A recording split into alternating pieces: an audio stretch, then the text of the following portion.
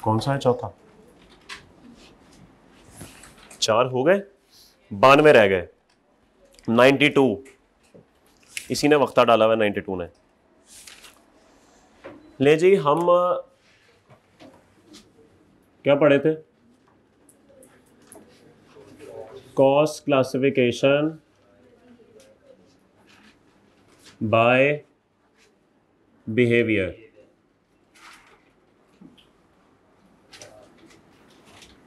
चार थी, कौन कौन से? पहला था वेरिएबल कॉस्ट, दूसरा था फिक्स्ड कॉस्ट, तीसरा था सेमी वेरिएबल कॉस्ट, और लास्ट था जी स्टेप फिक्स्ड कॉस्ट। 2 पढ़ लिए थे हमने इसमें, वेरिएबल कॉस्ट और फिक्स्ड कॉस्ट। क्या होती है जी variable cost? Remains constant on per unit और चेंजेस इन टोटल। तो अगर यहां पे थोड़ी सी समरी लिख दी जाए तो remains constant on per unit और चेंजेस इन टोटल, यही बात थी। और साथ आपको बताया था कि ये डिपेंडेंट होती है किस पे? लेवल ऑफ प्रोडक्शन या लेवल ऑफ एक्टिविटी। ये कॉन्सेप्ट क्लियर है ना? कल बात हो गई थी, कोई कंफ्यूजन हो तो बताइए। ओके, उसके बाद आते हैं जी हम फिक्स कॉस्ट के ऊपर। क्या खसूसियात थी इसकी? रिमेन्स कांस्टेंट इन टोटल और changes on per unit basis. ठीक है जी, ये बात हो गई। और डिपेंडेंट अपॉन, नहीं, लेवल ऑफ एक्टिविटी पे ये डिपेंड कभी भी नहीं करेगी, कभी भी नहीं करेगी। रेंट जो है, आप रेस्टोरेंट खोले ना खोले, रेंट तो आपको पे करना पड़ेगा। आप एक चीज बनाएं, आप 50 बनाएं, आप 5000 बनाएं, रेंट तो सेम रहेगा। रेंट क्या चेंज होगा? तो फिर लेवल ऑफ एक्टिविटी पे कैसे डिपेंडेंट है? नहीं, कम नहीं होता। मैं रेंट की बात करूं, ₹1,00,000 रेंट, अगर इस कॉलेज का रेंट, इस बिल्डिंग का रेंट, ठीक है, एक बच्चा हो, कोई बच्चा ना हो, करोड़ बच्चे हो, रेंट पे कोई फर्क पड़ेगा क्या? मालिक मकान कहेगा कि भाई आपके, सॉरी, इस बिल्डिंग का मालिक ये कहेगा कि जी इस दफ़ा आपका सेशन क्लोज है, फरवरी मार्च की छुट्टियां, तो मैं आपसे रेंट नहीं लेता? कैसा कहेगा वो? बस बात टोटल की हो रही है, हमारे टोटल खर्चे की बात हो रही है जी। बिल्कुल, एवरेज फिक्स कॉस्ट या पर यूनिट कह लें उसे, पर यूनिट पे बिल्कुल फर्क पड़ेगा, लेकिन हम बात तो टोटल की कर रहे हैं ना। क्या हमारी टोटल जेब पे कोई फर्क पड़ेगा? हमारी जेब पे तो कोई फर्क नहीं है, हमारी जेब तो वहीं की वहीं है। ठीक है जी। वैसे अगर एक बात थोड़ी सी आउट ऑफ द वे जाके करूं तो ये वो कॉन्सेप्ट है जिसपे चाइना ने दुनिया में अन्नी मचाई हुई है। अब चाइना की चीजें बहुत लो कॉस्ट हैं। क्यों? इस वजह से कि उनका लेवल ऑफ एक्टिविटी इतना इंक्रीज हो गया है, इतना इंक्रीज हो गया है कि उनकी फिक्स कॉस्ट बहुत मिनिमम हो गई है पर यूनिट पे। टोटल पे तो सेम ही है, लेकिन फिक्स कॉस्ट उनकी पर यूनिट पे डिक्रीज होती होती। अब खुद सोचें कि एक बंदे का रेंट है ₹1,00,000 और वो 1,00,000 यूनिट्स बना रहा है, पर यूनिट रेंट कॉस्ट ₹1 है, और एक बंदा ₹1,00,000 रेंट दे के 1 अरब यूनिट्स बना रहा है। तो बताइए पर यूनिट रेंट कॉस्ट कितनी बनी? वो तो बिल्कुल ही कम बनी। तो किसकी कॉस्ट ज्यादा होगी? जो लाख बना रहा है उसकी ज्यादा होगी या जो अरब बना रहा है उसकी ज्यादा होगी? जो लाख बना रहा है उसकी कॉस्ट ज्यादा होगी ना, उसकी कम होगी। तो इसका मतलब है कि अगर उसकी कॉस्ट कम है तो वो अपनी प्राइस भी कम रखेगा, और अगर प्राइस कम रखेगा तो उसकी चीज भी ज्यादा सेल होगी। तो चाइना ने भाई ये काम किया हुआ है कि वो अपना लेवल ऑफ एक्टिविटी हर चीज का इतना ऊपर ले गया है कि उसकी फिक्स कॉस्ट ऑलमोस्ट जीरो हो चुकी है। वो जो ग्राफ आपने देखा था ना ऐसे करके, कल जो बनाया था, वो ऑलमोस्ट जीरो हो चुकी है। उसको फिक्स कॉस्ट का खर्चा पड़ता ही नहीं है। वो इसीलिए सस्ती चीजें मार्केट में बेच के तो दुनिया की तमाम फैक्ट्रीज को ताले लगवा रहा है, और वो ताले भी चाइना के हैं। हाँ, ये चाइना का वो तस्वुर था ना कि जब वहां पे इनकलाब आया था तो उन्होंने यही कहा था कि अब हम पूरी दुनिया की फैक्ट्रीज पे ताले लगाएंगे और वो ताला भी चाइना के होंगे। और देख लें उन्होंने वो कर दिया, वो उन्होंने कर दिया। जी मैं बता देता हूँ, मिसाल के तौर पे मैंने अभी आपको कहा कि रेंट आपका ओके जी, तो सॉरी कैमरे में इशू आ गया था ऑनलाइन वालों, मैं फिर रिपीट कर देता हूँ। तो बात हो रही थी कि रेंट अगर आपने पे करना है तो क्या रेंट पर मंथ पे होगा, इसका ताल्लुक मंथ के साथ है, वक्त के साथ है। सैलरी अगर आपने पे करनी है तो सैलरी भी आप मंथली पे करेंगे ना, अगर मंथली पे करेंगे इसका ताल्लुक भी मंथ के साथ है। तो इस और इवन ये जब आप घर बनवाते हैं तो मजदूर को आप डेली वेजेस पे करते हैं, दिहाड़ी जिसको बोलते हैं, वो भी जब दिन खत्म होगा तो क्या होगा, उसका ताल्लुक किससे होगा कि तुम कितनी ईंटें ऊपर लेके गए उससे, या बस दिन खत्म हो गया तो पैसे पे करने हैं। भाई दिन खत्म हो गया पैसे पे करने, उसने काम किया नहीं किया आपको पैसे पे करने हैं, तो इसका ताल्लुक भी टाइम के साथ है। तो ये होता है जी टाइम बेस्ड कॉस्ट, जिसका ताल्लुक वक्त के साथ होता है। एक स्पेसिफिक टेन्योर जब खत्म होता है तो कॉस्ट आपकी इनकर हो जाती है। ठीक है जी, सब अच्छा है, ओके। चलिए जी, अब ये दो बातें जो कल हमने की थी उसकी समरी मैंने आपको थोड़ी सी रिवाइज करा दी। अब हम चलते हैं असल मुद्दे पे जहां से आईकैप के पेपर का आगाज होता है, क्योंकि आसान बात तो कभी भी नहीं करेगा ना वो। अगर उसने आपको प्लेट में रख के वेरिएबल और फिक्स दे दी फिर तो आईकैप ना रहा वो, फिर तो वो कुछ और बन गया। आईकैप होता ही ये है जो कि आपको ख्वार करे, परेशान करे आपको, तो वो सेमी वेरिएबल से आगाज करेगा। तो सेमी वेरिएबल कॉस्ट क्या होती है जी, बताएं जी, सेमी वेरिएबल कॉस्ट क्या होती है? सेमी वेरिएबल कॉस्ट वो कॉस्ट होती है जिसके अंदर फिक्स और वेरिएबल दोनों शामिल होते हैं। सबसे पहले इसकी मिसाल देख लेते हैं। इसकी मिसाल आप सबको पता है वैसे, बल्कि नहीं पता, आप लोग तो नए हैं। पुराने दौर में घरों में ना पीटीसीएल फोन होते थे ना। अच्छा, ये मैं फिरौन के दौर की बात नहीं कर रहा, ये आज से कोई 10-20 साल पुरानी अपने दौर की बात कर रहा हूँ। मेरा दौर कोई फिरौन का नहीं है, ये कोई 20-22 साल पुरानी बात है। अब तो आप लोग माशाल्लाह मोबाइल वाले, आईफोन वाले हैं, आईफोन 15 प्रो मैक्स से कम बात नहीं करते आप लोग। तो उस दौर में ना पीटीसीएल फोन होते थे, ठीक है। अच्छा, हर महीने के आखिर में ना उसका एक बिल भी आता था, वो बिल कुछ इस तरह का होता था। लाइन रेंट, नाम सुना है ये? 400 रुपया मिसाल के तौर पे। फोन इस्तेमाल करो या ना करो ये तो पे करना ही करना है, क्योंकि आपने टेलीफोन पीटीसीएल की लाइन जो खंबे से आ रही है वो आपने लाइन चूंकि अवेल की हुई है, या आपको पैसे पे करने पड़ेंगे। और उसके बाद जितनी कॉलें आपने की होंगी वो कॉल चार्जेस। मिसाल के तौर पे आपने 100 कॉलें की, हर कॉल 5 रुपए की, तो 500 रुपया, और टोटल बिल आ गया 900। अब जरा गौर कीजिए, अगर मैं आपसे पूछूं ये 900 जो है ये फिक्स्ड है या वेरिएबल है, तो आपका क्या जवाब होगा? इस 900 के अंदर दो चीजें हैं, 400 और 500। मेरे भाई कॉलें करें या ना करें, लेवल ऑफ एक्टिविटी रखें या ना रखें, एक मखसूस वक्त यानी महीने के बाद ये 400 रुपए आ जाना है। तो क्या ये खसूसियत फिक्स कॉस्ट वाली नहीं है? Remains constant, time based cost. तो मेरे भाई इस 900 में से जो 400 है ना, ये तो हो गया फिक्स्ड। बात समझ आती है? और ये जो 500 है, कॉल्स करेंगे तो बिल आएगा, नहीं करेंगे तो नहीं आएगा। जितनी ज्यादा कॉल्स करेंगे उतना ज्यादा बिल आएगा, जितनी कम कॉल्स करेंगे उतना कम बिल आएगा। क्या इसका ताल्लुक लेवल ऑफ एक्टिविटी के साथ नहीं है? तो इट मींस कि ये तो वेरिएबल की खुसूसियात शो कर रहा है। तो मेरे भाई ऐसी कॉस्ट जिसमें फिक्स्ड और वेरिएबल दोनों शामिल हो, इसको हम सेमी वेरिएबल कॉस्ट बोलते हैं। किसी को कोई इख्तलाफ?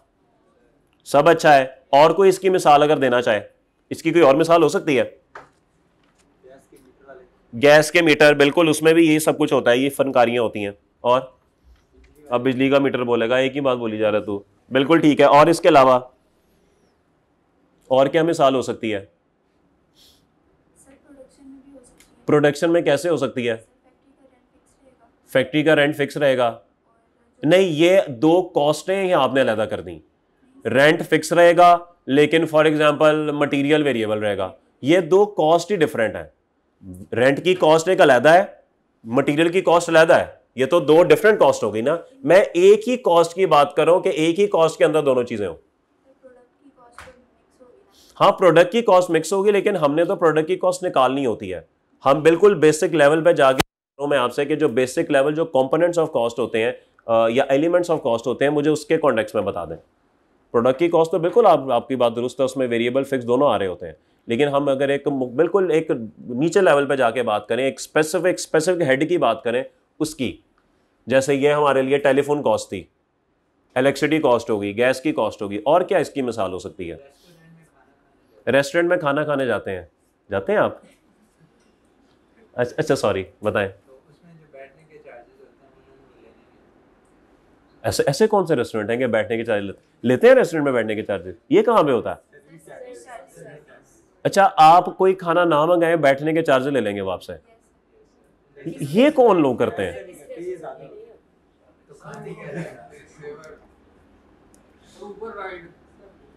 उबर राइड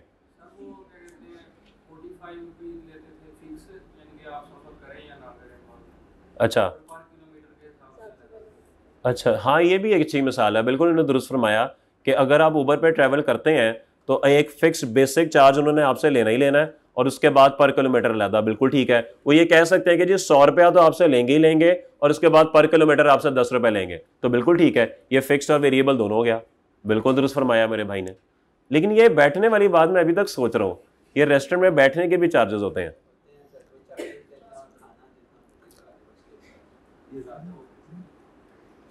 यार ये कौन है यार? ये नहीं, कौन सा रेस्टोरेंट है कि बैठने के पैसे और खाना जितना मर्जी खाओ?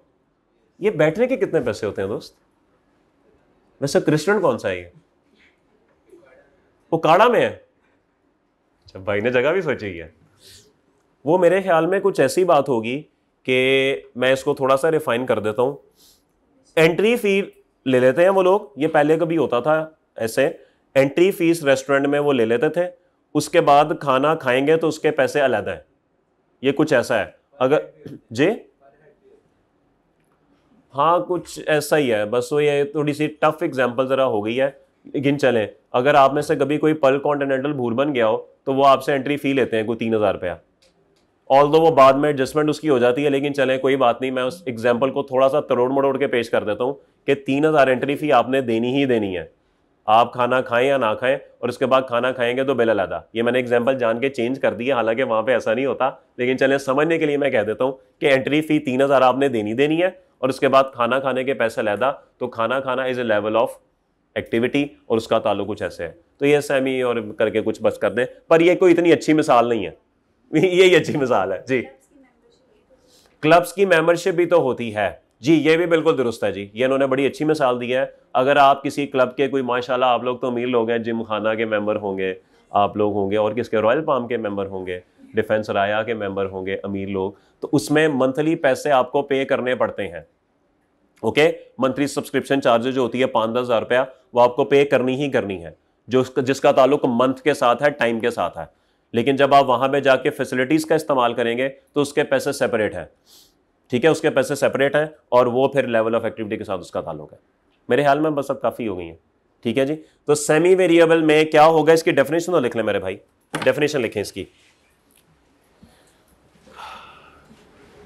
लिखें जी। Semi variable cost, it is a type of cost, it is a type of cost,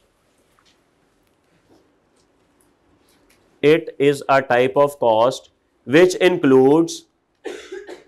includes both fixed and variable costs. It is a type of cost, it is a type of cost which includes both fixed and variable cost, which includes both fixed and variable cost. Next line में लिखिए, costing can not be done, ये बड़ा important जुमला है भाई, इसी की base पे हमारे 1-2 टॉपिक खुल जाने आगे। यार लिख नहीं रहा मेरा भाई हमजा, मेरा भाई लिख नहीं रहा, रजिस्टर नहीं है। कब तक खरीदने का प्लान है मेरे भाई? ईद के बाद, अगले मंडे को। अच्छा, अभी जरा 3 दिन है, अच्छा ओके, कोई बात नहीं, तसल्ली, कोई जल्दी नहीं है मेरे भाई, जिंदगी पड़ी है सीए करने के लिए, कोई बात नहीं। अक्सर मैंने देखा है कि बाप और बेटा इकट्ठे बैठ के भी पेपर दे रहे होते हैं, ये मैंने अपनी आंखों से देखा है, कोई मसले वाली बात, easy, take it easy man, बहुत जिंदगी पड़ी है। को हर 2-3 साल बाद एक पेपर हम निकालते हैं, बात ही कोई नहीं, तसल्ली से फुल तसल्ली से। Costing can not be done, शर्मिंदा तो नहीं हो रहा आगे से, costing can not be done, costing can not be done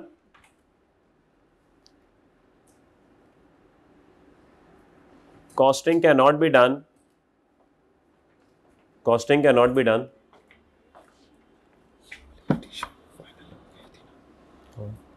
last वाली है ना, तो इसको चेंज करवाना है,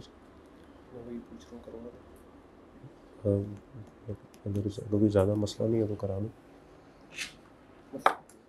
हाँ ज़्यादा मसले तो करा लो चेंज, ऑटम का। Costing cannot be done unless variable and fixed costs are splitted. Costing cannot be done unless variable and fixed costs. Costing cannot be done unless variable and fixed costs are splitted.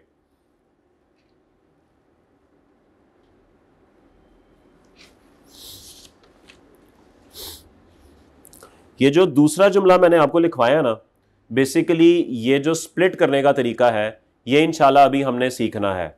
उम्मीद है आज हम इंशाल्लाह, इसमें से 2 method होते हैं उसके, उम्मीद है कि एक मेथड शायद हम आज देख लेंगे, दूसरे मेथड का वक्त ना बचे लेकिन देख लेंगे।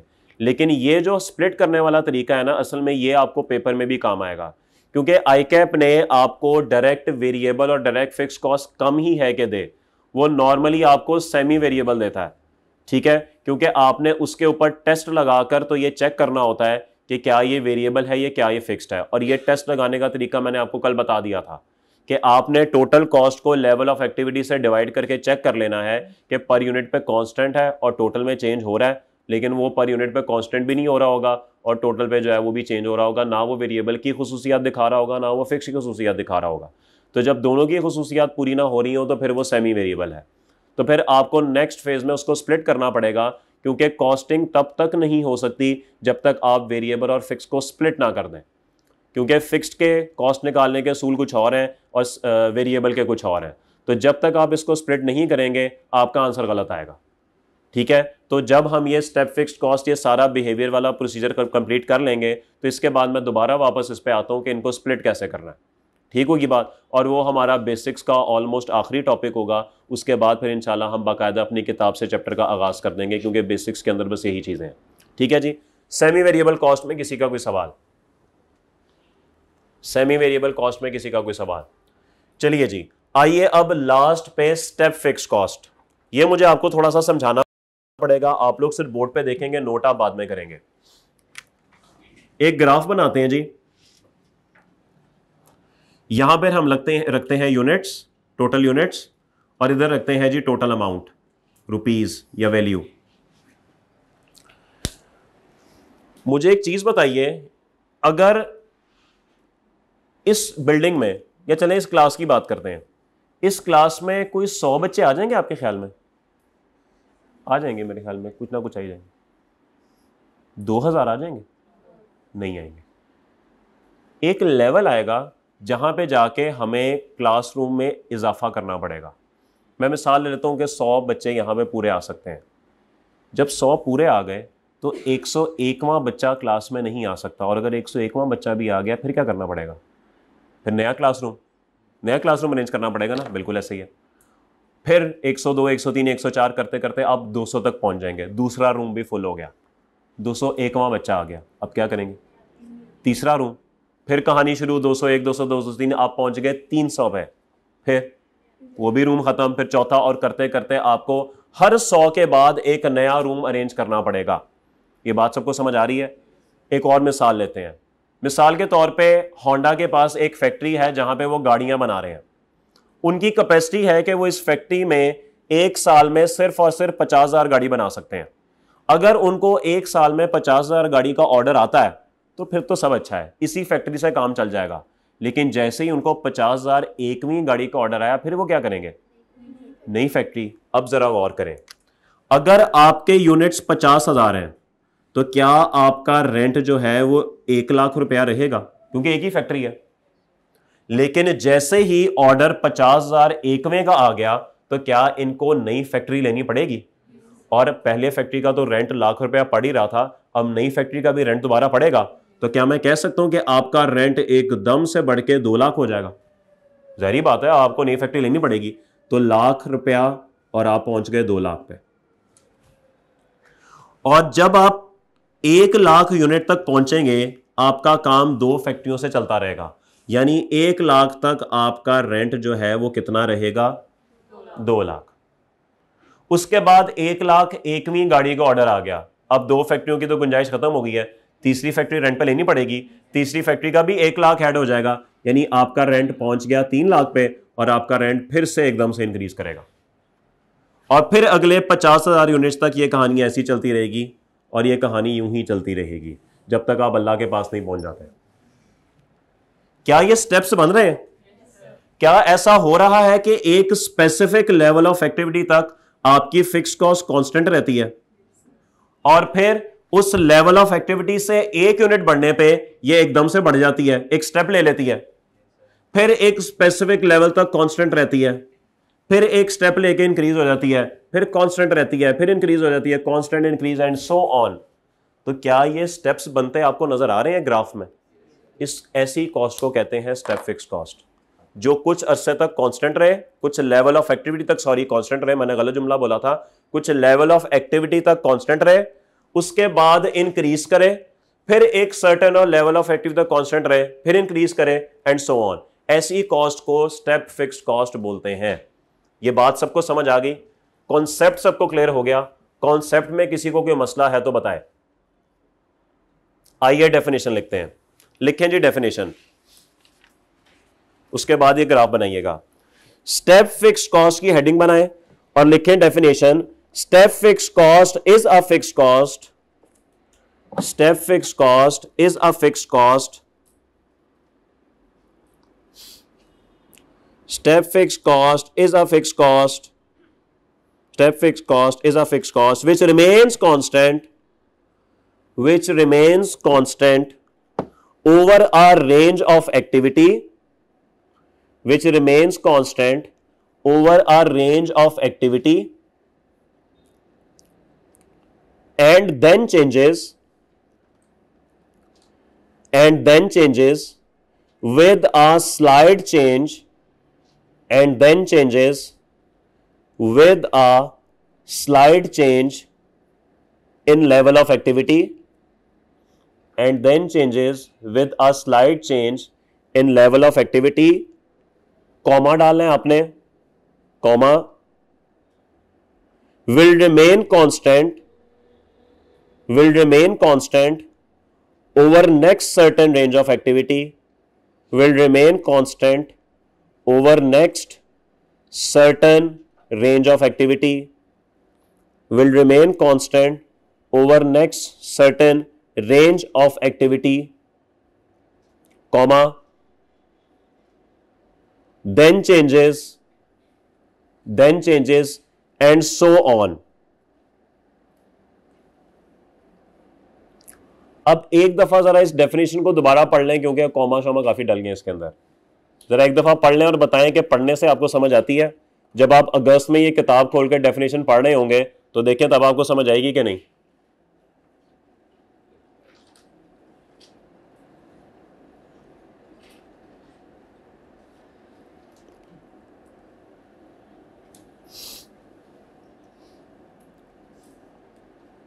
जी भाई, सब अच्छा है? किसी का कोई सवाल इसके अंदर? मेरा भाई हुक्म। हाँ जी, एज्यूम यही करें फिलहाल, लेकिन जरूरी नहीं है। अगर आपने ज्यादा कैपेसिटी वाली फैक्ट्री ले ली तो फिर नेक्स्ट 50 पे नहीं होगी, हो सकता है लाख पे हो जाए। जी बिल्कुल, मेरा भाई अगर ऑनलाइन लेक्चर ले लेता तो आज सुखी होता। क्या बात है, ये कैसे पता है आपको? इकोनॉमिक्स में पढ़ा है। पास होगी इकोनॉमिक्स?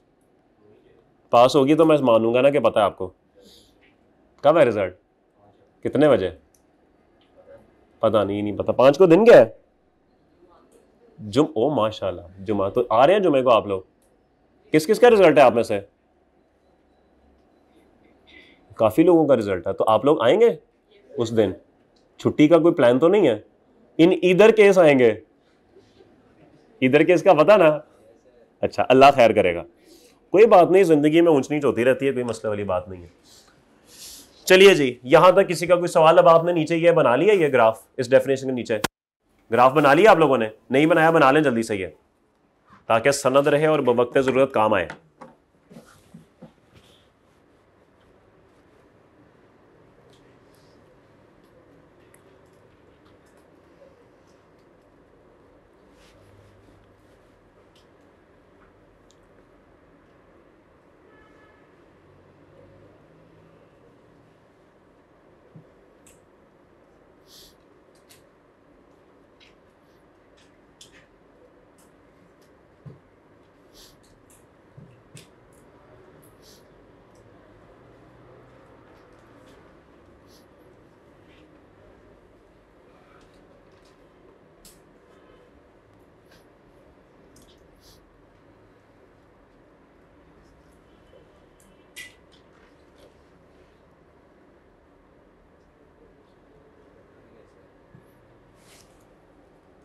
ठीक है जी, चले आगे। ओके,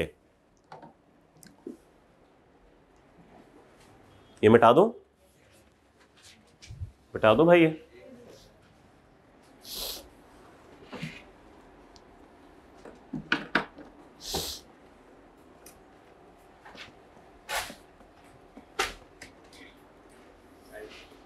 मैं साइड पे हो जाऊं सर? और कोई हुक्म? बाहर चला जाऊंगे? ठीक है इधर ही। अच्छा ओके, मिटा दो भाई अब। यानी घर पे भी बिस्ती करो, यहाँ पे बिस्ती करो।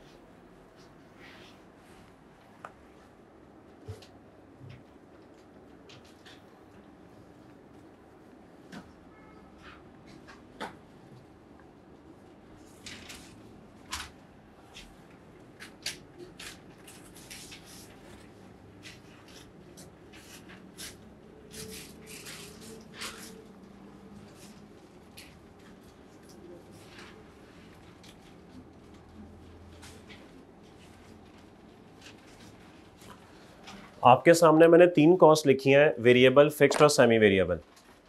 मुझे आपने ये टेबल फिल करके देना है। अगर वेरिएबल कॉस्ट में वॉल्यूम इंक्रीज हो रहा हो तो टोटल कॉस्ट वेरिएबल कॉस्ट पे क्या फर्क पड़ता है और पर यूनिट वेरिएबल कॉस्ट में क्या फर्क पड़ता है। लेवल ऑफ एक्टिविटी के डिक्रीज होने से टोटल वेरिएबल कॉस्ट में क्या फर्क पड़ता है, पर यूनिट में क्या फर्क पड़ता है। इसी तरीके से फिक्स कॉस्ट पे लेवल ऑफ एक्टिविटी के इंक्रीज होने से टोटल पे क्या फर्क पड़ता है, पर यूनिट पे क्या फर्क पड़ता है, डिक्रीज होने से क्या फर्क पड़ता है। ये टेबल मुझे जरा फिल कर दें। आपके पास कितने मिनट है, कितना वक्त लगाएंगे आप? कितना वक्त लगाएंगे? 5 मिनट। कने जी 5 मिनट में जरा टेबल पूरा करके बताएं। देखें टोटल कॉस्ट बढ़ती है, कम होती है, क्या होता है, पर यूनिट बढ़ती है, कम होती है, क्या होता है। समझ आ गया सवाल? वो सवाल समझ आ गया? बस ठीक है, मैं करके दिखा दूं। पेपर भी मैं ही कराऊंगा, फिर तनख्वाह भी मुझे देंगी नौकरी की।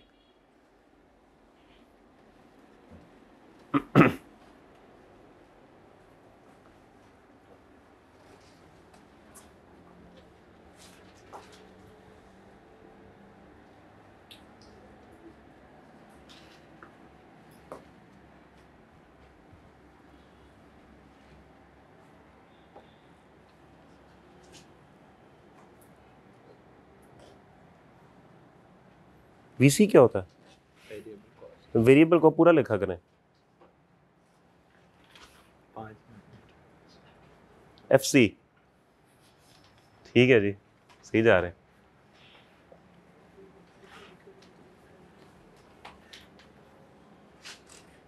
रुक गई है जिंदगी? जिंदगी रुक गई है? अच्छा, मैंने कहा वहीं पर रुक गई है जिंदगी।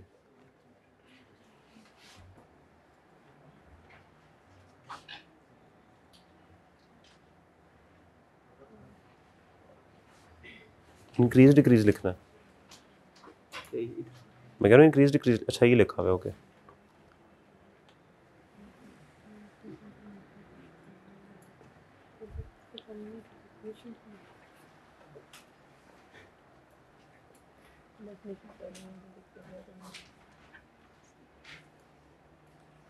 तुमने बंद नहीं बनना, पता लग गया, लग पता जाएगा, पता तो तुम्हें सितंबर में लगेगा जाके।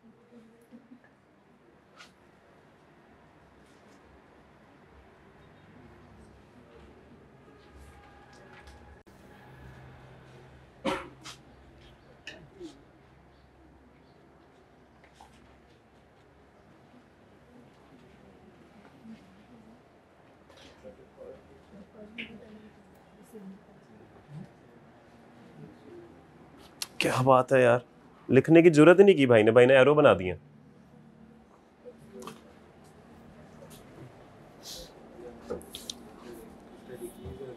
जब भी मुझे अपनी राइटिंग पे थोड़ा सा अफसोस हो रहा होता है ना, तो मैं एक चक्कर लगाता हूँ, थोड़ा सा हौसला हो जाता है मुझे।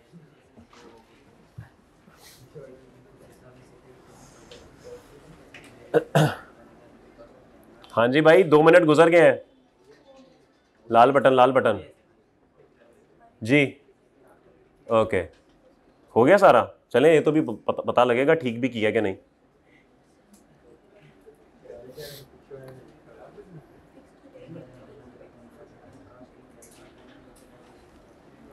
गुफ्तगू से इज्तनाब मेरे दोस्त।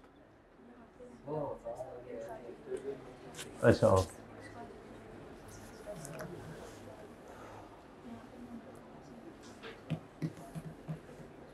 2.5 मिनट हो गए भाई। अभी हैं कुछ दुर्शंदा सितारे मेरे जैसे कर रहे हैं, अभी सोच रहे हैं।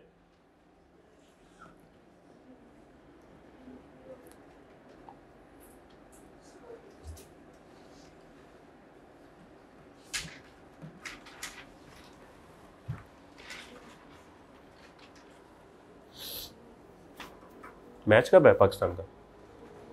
नहीं पता, सीरीज नहीं आ रही न्यूजीलैंड के साथ। मैं तो मैच देखता ही नहीं। ओके, 2 मिनट रह गए हैं भाई।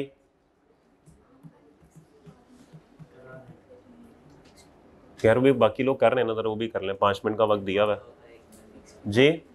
यार अब तू वोट डाल के आएगा तो उस वक्त तो इलेक्शन का रिजल्ट नहीं आएगा, 5 बजे का इंतजार तो करना पड़ेगा। तुम कर ले मेरा भाई, चला था वोट, फिर तुझे कोई हक नहीं है कुछ कहने का।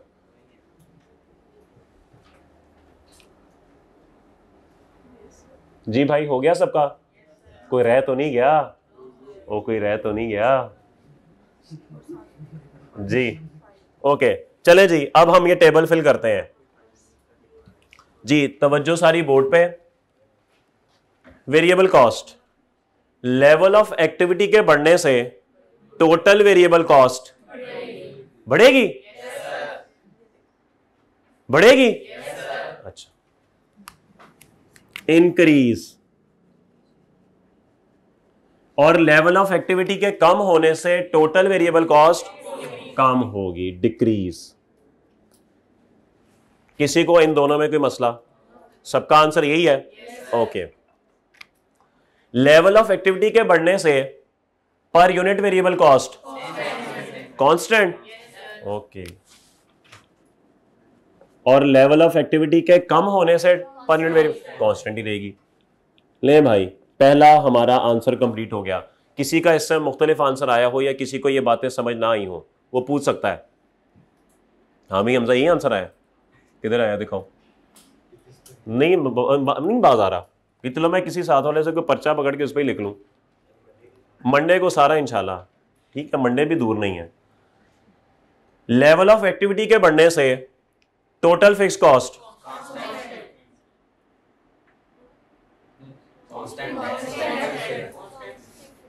कांस्टेंट कैसे? कांस्टेंट कैसे है? कांस्टेंट कैसे है? डिक्रीज नहीं होगा? अच्छा। और लेवल ऑफ एक्टिविटी के कम होने से टोटल फिक्स कॉस्ट? कोई बात नहीं, खैर अभी सेमी वेरिएबल है, देखना कैसे आवाजें बंद होती हैं सबकी। आए जी, लेवल ऑफ एक्टिविटी के बढ़ने से per unit fix cost inverse relation होता है ना, क्योंकि आपको पता है जैसे जैसे लेवल ऑफ एक्टिविटी बढ़ता है पर यूनिट कम होती है तो डिक्रीज, और यहां पे इंक्रीज। इन चारों में किसी को कोई मसला, किसी का आंसर मुख्तलिफ आया हो? अच्छा जी, हूं ना होना जरा, अब आओ जरा। लेवल ऑफ एक्टिविटी के बढ़ने से सेमी वेरिएबल कॉस्ट, हाँ जी बताएं। स्प्लिट करेंगे ना, मैं कैसे क्या स्प्लिट करूं? आपने कहा कास्टिंग करना, क्या स्प्लिट करूं? वेरिएबल कास्ट कौन सी है और किसका है? और स्प्लिट क्या करूं? वो कह रहा है सर इंक्रीज होगी, मान ले मेरी, मिसालें देके वाजे कीजिए,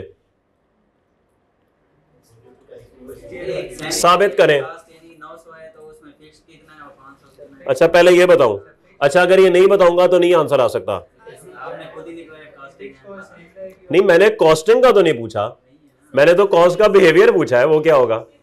मैंने कॉस्ट निकालने का तो नहीं कहा। क्या एजम्पशन लेंगे?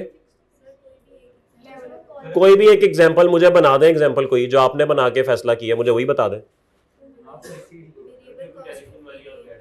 टेलीफोन वाली चलें, यही बनी हुई है इधर।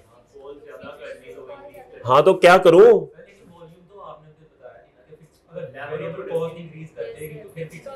अच्छा आप लोग कह रहे हैं जब तक आपके सामने मैथमेटिकल डाटा नहीं होगा आप नहीं बता सकते, आप लोग ये कहना चाह रहे हैं? तो फिर क्या कहना चाह रहे हैं आखिर, कहना क्या चाहते हो जी? इंक्रीज होगी, ओ वजह कैसे साबित करें?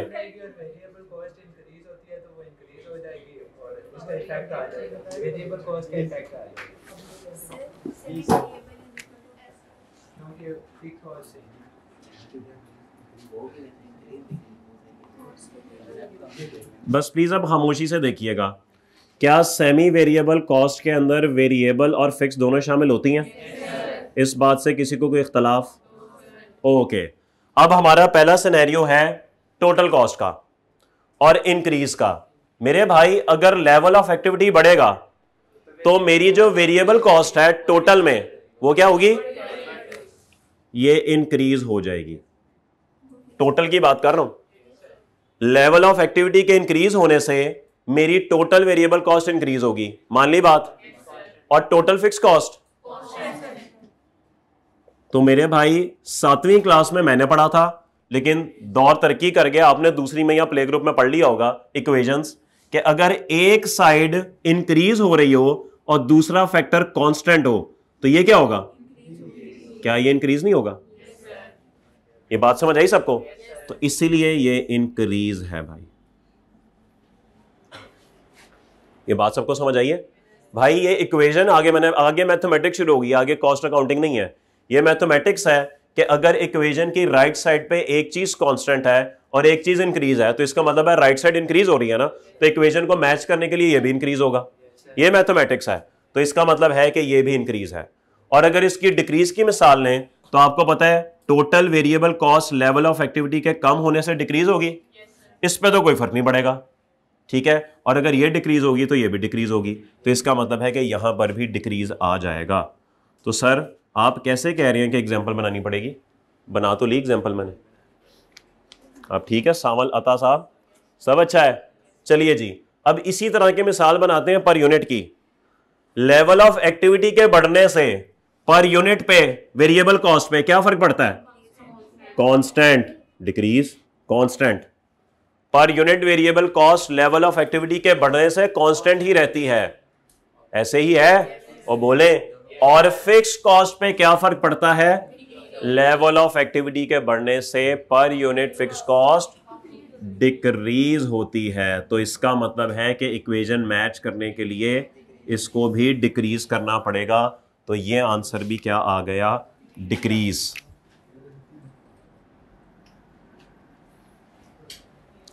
और फिर ये इंक्रीज ही होगा। ले जी, अब बताइए इस पूरे टेबल को समझने में किसी को कोई मसला, कोई थोड़ा सा भी मसला हो तो वो पूछ सकता है।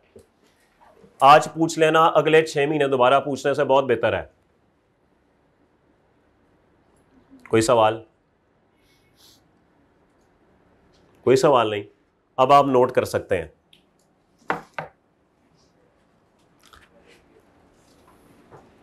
ये टेबल जिसको समझ आ गया है इसका मतलब है उसको कॉस्ट क्लासिफिकेशन बाय बिहेवियर की समझ आ गई है।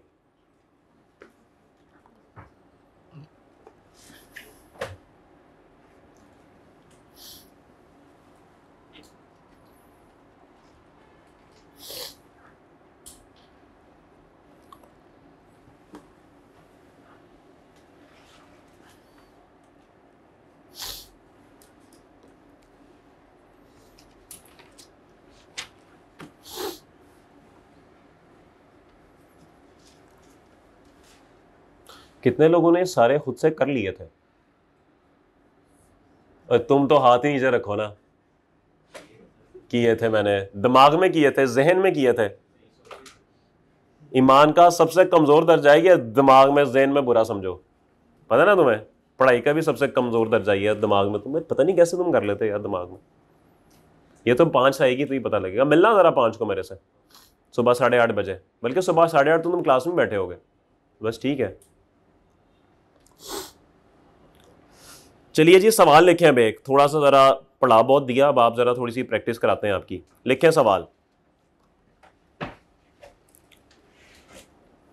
ये सवाल ना तकरीबन कोई 1 सफ़ा ले जाएगा, तो इसलिए ज़रा ज़हनी तौर पे तैयार रहिएगा। मुझे पता है आप लोग माशाल्लाह व्हाट्सएप पे टाइप करने वाले लोग हैं, लेकिन पेपर आपका रिटर्न होना तो थोड़ी सी लिखने की भी प्रैक्टिस होनी चाहिए। लिखें जी सवाल।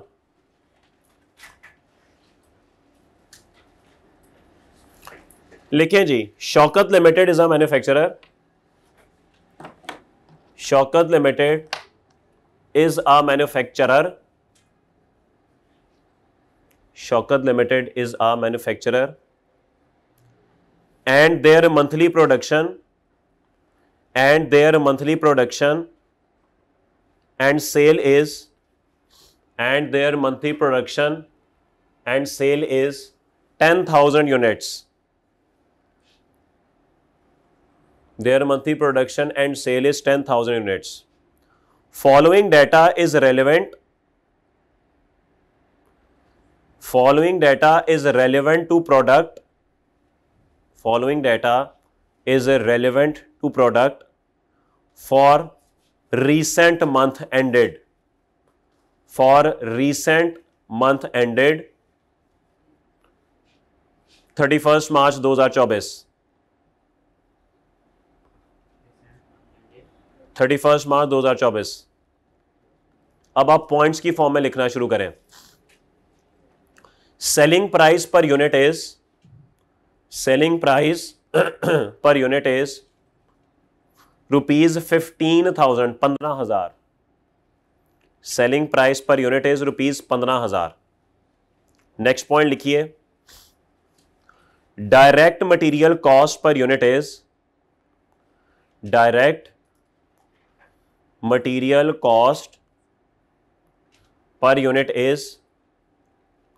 ₹5,000, 5,000।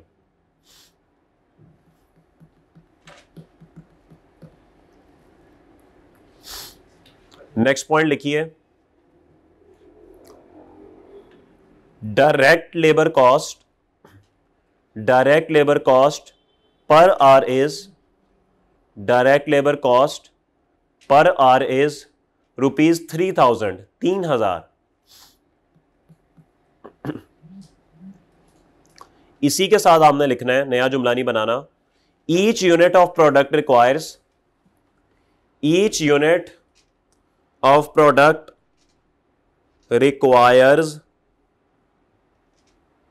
1.5 hours of labor. Each unit of product requires 1.5 hours of labor. Next point लिखिए, total indirect overhead cost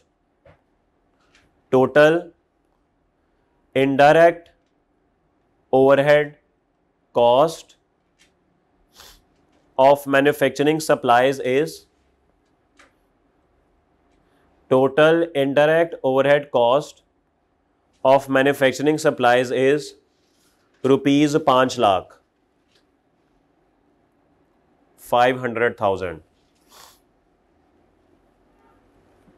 next point लिखिए, salary of security guard is salary of security guard is salary of security guard is ₹1 million.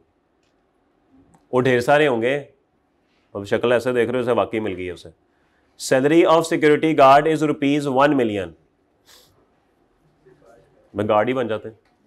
इसी के साथ लिखिए 35% of security, 35% of security is employed in factory.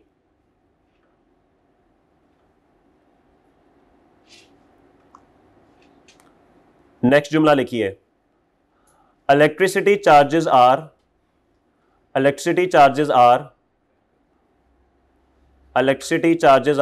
₹5 lakh. साथ ही लिखिए 60% are in factory. और थक तो नहीं गए और मासूम बच्चों, और थक तो नहीं गए? 60% रोजे से कमजोरी तो नहीं? 60% आर इन फैक्ट्री। आगे चलें, अगली लाइन में लिखें 60% आर इन फैक्ट्री। नेक्स्ट जुमला लिखिए total depreciation is ₹5 lakh. Total depreciation is ₹5 lakh. इसी के साथ आपने लिखना है 75% of depreciation, 75% of depreciation of machinery and equipment, 75% of depreciation of machinery and equipment belongs to factory machine, belongs to factory machine।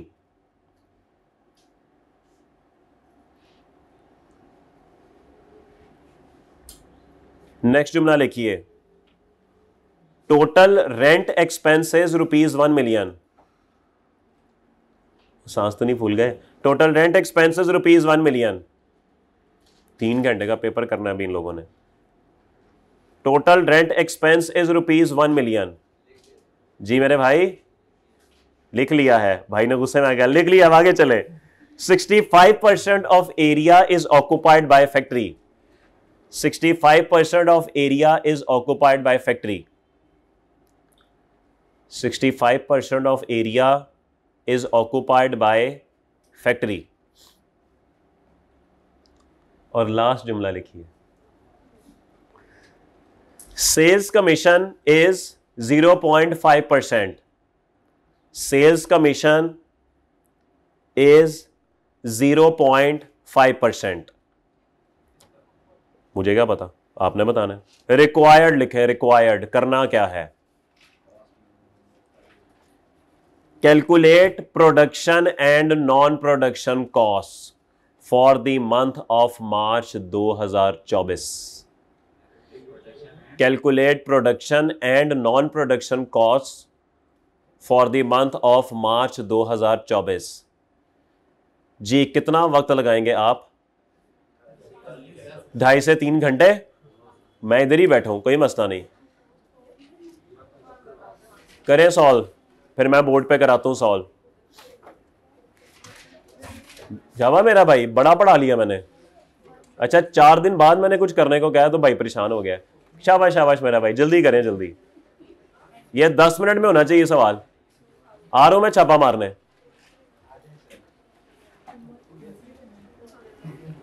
जल्दी करें जल्दी।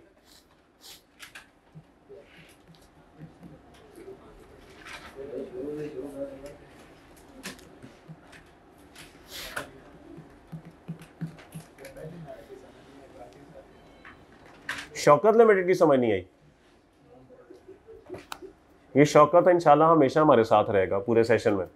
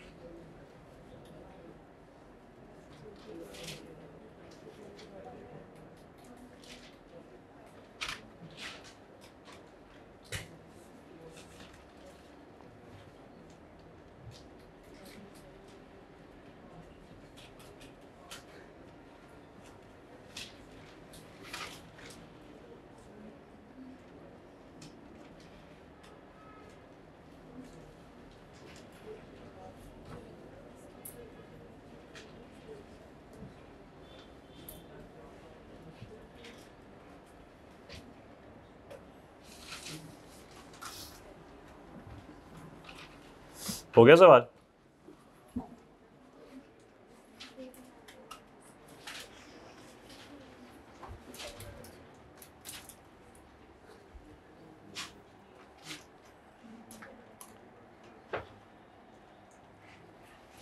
ये 6,666 कहाँ से आया? अच्छा,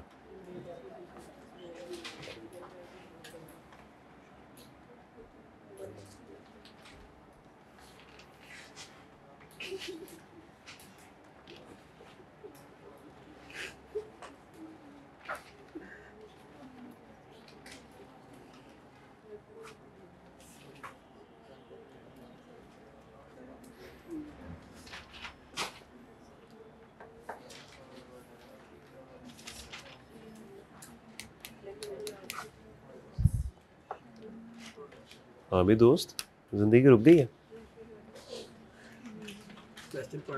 क्वेश्चन पढ़ो 3 बार।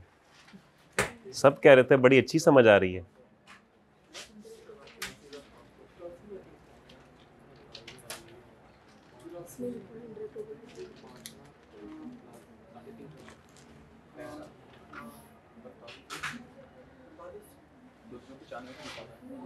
वो तेरी है। हमजा खान, क्या नाम है पूरा? हमजा मुस्तफ़ा। कैलकुलेटर किधर है? वो मार खाएगा इस दिन मेरे साथ। 13,87,500 1.3 मिलियन। तुम भी लेफ्टी हो, बहुत आगे जाओगे। ये भी जीसी का है। क्या रोल नंबर है तुम्हारा? इंजीनियरिंग कि सेल्फ फाइनेंस? कितने नंबर थे मैट्रिक में? कोविड वाले हो ना तुम?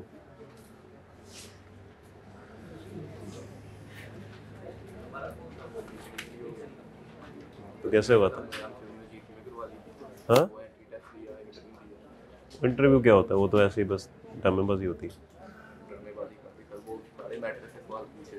अच्छा, ये पूछा था? मेरे इंटरव्यू में कुछ भी नहीं पूछा। मेरे इंटरव्यू में बस मुझे देख के तो वो ये ले दाखिला करा लेना था, लेकिन हमारे नंबर कोविड वाले नहीं था ना। अच्छा, सवाल करो मेरा भाई, अब वो गुजर गई बात है जी। 0.5%।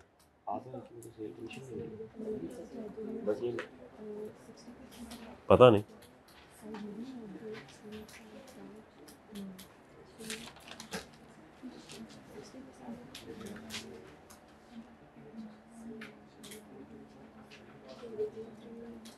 ये 35 लाख तो मैंने कुछ नहीं लिखवाया। सर हम माइनस कर रहे हैं 35% जो है किस में से?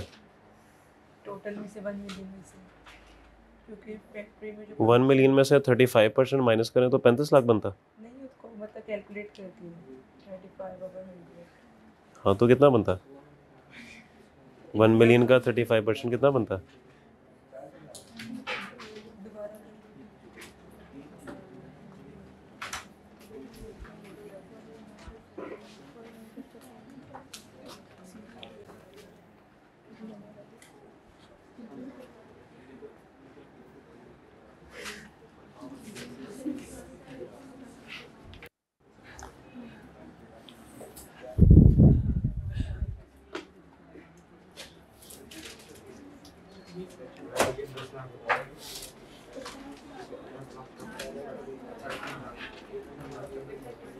जी जो बोर्ड पे लिखा है ये मिटा दूं?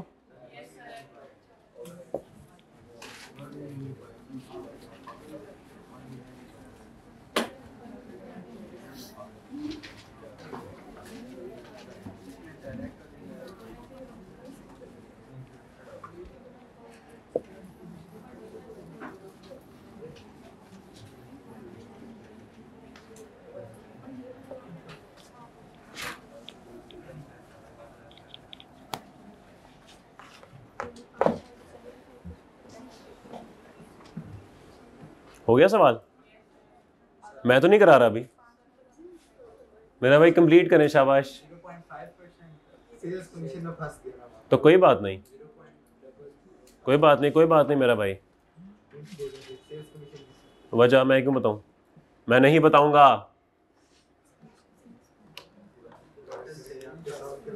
जी नहीं अभी कराता हूँ सॉल्व, जरा अभी 3 मिनट है, जो आप लोगों को 10 मिनट का टाइम दिया था।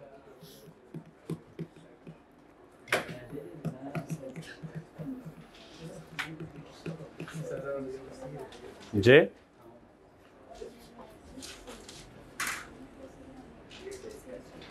जी कितने लोगों ने कर लिया सवाल? जी कितने लोगों का सवाल हो गया है?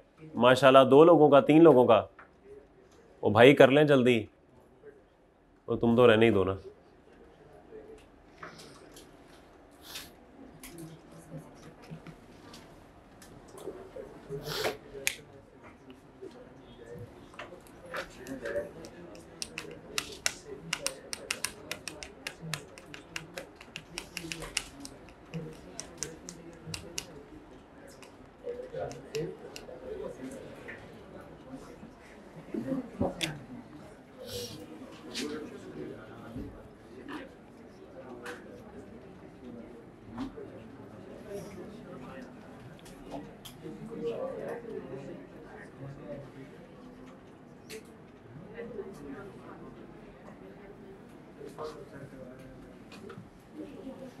जी भाई अब जरा छोड़ दीजिए और बोर्ड पे देखिए।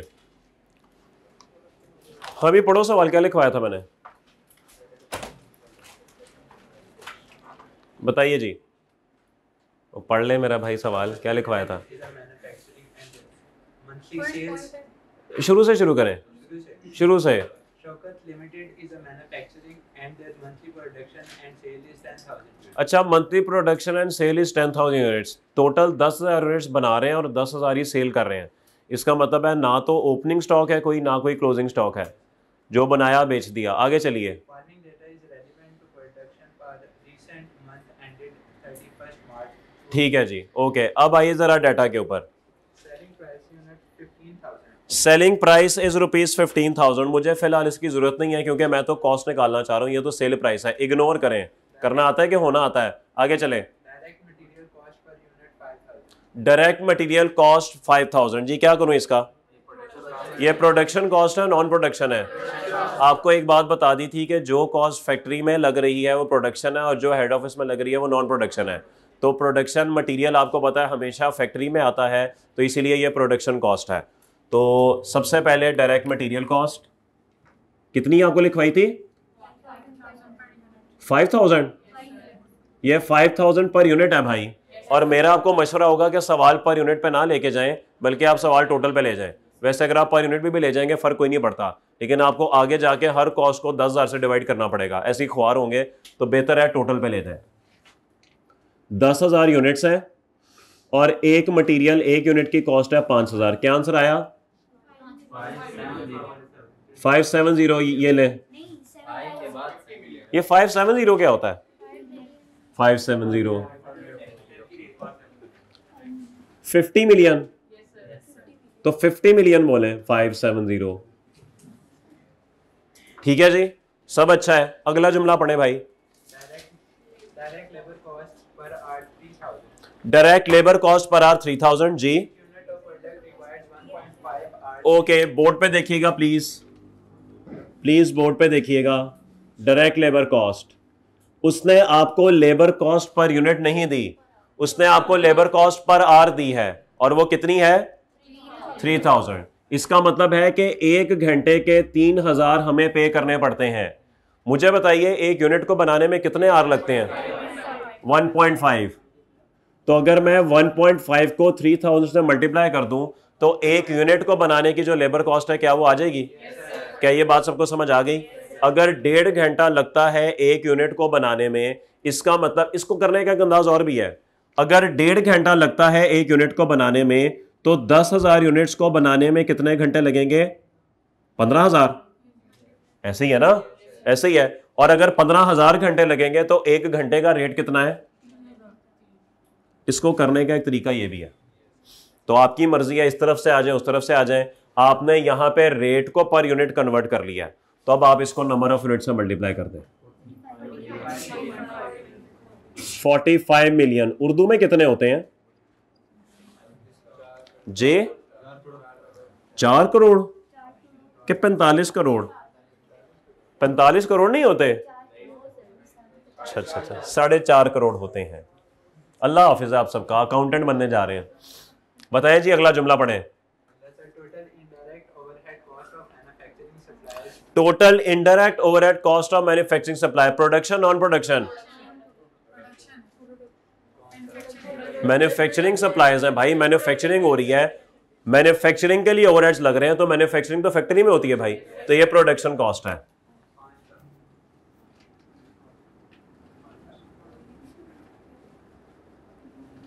कितनी है भाई? 5 लाख। नेक्स्ट पढ़ो भाई। Salary of security guard 1 million. Production या नॉन प्रोडक्शन? भाईजान आगे आपको जुमला लिखवाया था, क्या लिखवाया था? 35% इज इन फैक्ट्री। तो सर फैक्ट्री वाले प्रोडक्शन में आ जाएंगे, बकाया नॉन प्रोडक्शन में चले जाएंगे। तो सबसे पहले आ जाइए सिक्योरिटी गार्ड। 1 मिलियन सैलरी है और इसमें से 35% किधर जा रहा है जी? फैक्ट्री में। 3.5 लाख हो गया। ओके, और बकाया जो है वो 65 बचेगा। 1 मिलियन का 65% यानी कि 6.5 लाख। ठीक है जी, अगला जुमला पढ़िए please. Electricity charges 5 lakh. Factory वाले प्रोडक्शन में आ जाएंगे,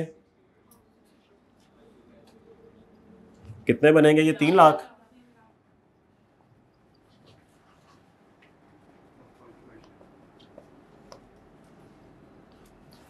और 40% आ जाएंगे नॉन प्रोडक्शन में, हेड ऑफिस में 2 लाख। वो बात समझ आ रही है? आगे जुमला पढ़िए। टोटल डेप्रीसिएशन इज 5 लाख जी।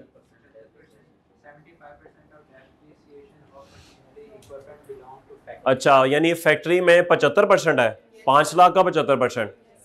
ठीक है जी, 5 लाख का 75% प्रोडक्शन कॉस्ट होगी क्योंकि ये फैक्ट्री की है।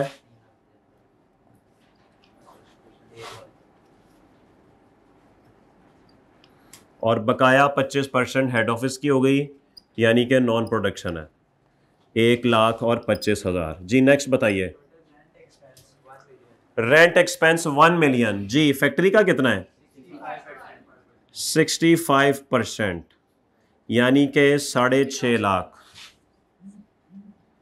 और हेड ऑफिस का कितना है जी? 35%, 3.5 लाख। जी नेक्स्ट बताइए। अब आओ ना जरा। Sales commission is 0.5%। पहला सवाल, ये प्रोडक्शन है नॉन प्रोडक्शन है? Production non production? वजह जी, सेल्स का ताल्लुक हेड ऑफिस के साथ होता है, सेल्स का ताल्लुक फैक्ट्री के साथ नहीं होता। एक बात तय हो गई कि sales commission is a non production cost. अगला सवाल, अमाउंट कितनी है? 0.5% किस पे लगेगा? टोटल सेल्स वैल्यू पे। वजह जी बिल्कुल, एक बात जहन में रखिएगा कि सेल्स कमीशन हमेशा हमेशा सेल्स वैल्यू पे कैलकुलेट होगा। कॉस्ट अकाउंटिंग में ये बात अपने पास लिख के रख लें कि जब भी सेल कमीशन कैलकुलेट होगा वो हमेशा सेल्स वैल्यू पे कैलकुलेट होगा। बात समझ आ गई? तो ये 0.5% सेल्स वैल्यू पे लगेगा। जो सवाल का पहला जुमला था जिसमें सेल वैल्यू लिखवाई गई थी वो एवं ही नहीं लिखवाई थी, उसका इस्तेमाल यहां पर होना था। बात समझ आ गई?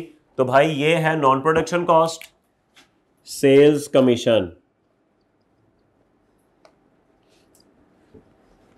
टोटल यूनिट्स 10,000 हो गए और सेल वैल्यू क्या थी? 5,000, 15,000। ये टोटल सेल्स वैल्यू आ गई और इसका 0.5% इज कमीशन। बताइए, ठीक है जी, सब अच्छा है। इसे टोटल कर दीजिए, क्या आंसर है इसका?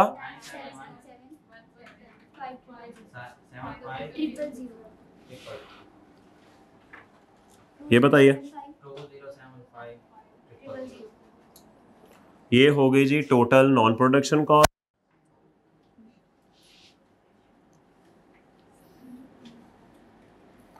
और ये हो गई टोटल प्रोडक्शन कॉस्ट।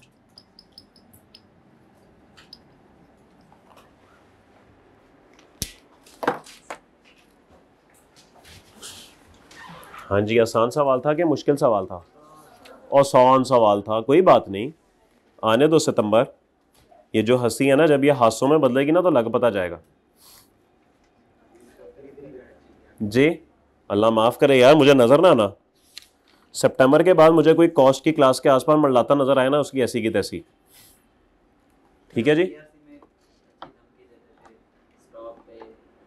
अच्छा नहीं, वो धमकियाँ पुरानी हो गई है, छोड़ दें। चलें जी आगे फिर। ओके, हेडिंग बनाए splitting the semi variable cost. Splitting the semi variable cost.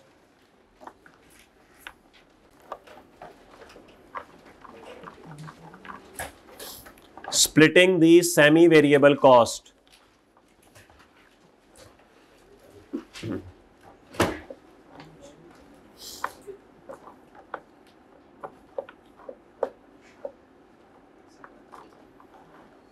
लिख लीजिए जी हेडिंग। नीचे लिखें जी, there are 2 methods of splitting of semi-variable cost. There are 2 methods of splitting the semi variable cost. मुझे पूरी उम्मीद है कि कॉस्ट अकाउंटिंग के लेजर्स कह रहा हूँ, रजिस्टर्स अलहदा बन रहे हैं। ये कोई छोटे भाई की कॉपियों पे काम नहीं हो रहा, ऐसे ही है। ये कोई ऐसे नहीं हो रहा कि पहले FAR 1 है, उसके बाद टैक्स है, तो फिर कॉस्ट है, तो फिर FAR 1 है, तो फिर ऑडिट है। इंसान बन जाओ इंसान। वो कल जरा लेकर तो आना, ठीक है जी। There are 2 methods of splitting of semi-variable cost. Number 1, high-low method. High-low method. HIGHLOW. High-low method. पता लगे HI वाला हाई रखा हुआ है आप लोगों ने। High-low method. Number 2, linear regression method. Linear regression method. /SLASH।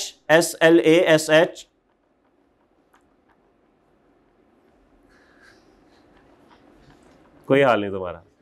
Least square method लिख लिया सबने, SLASH और स्लैश वो होती है भाई linear regression method slash least square method.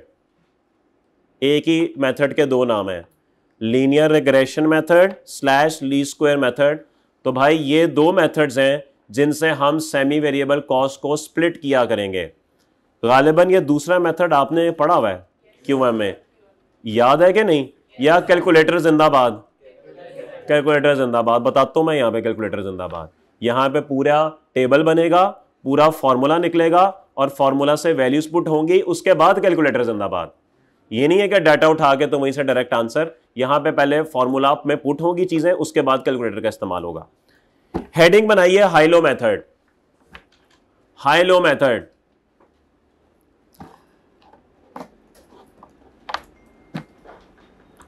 High low method जानने के लिए देखते रहिए कॉस्ट अकाउंटिंग का एपिसोड नंबर 5। मुलाकात होती है कल। अल्लाह हाफिज।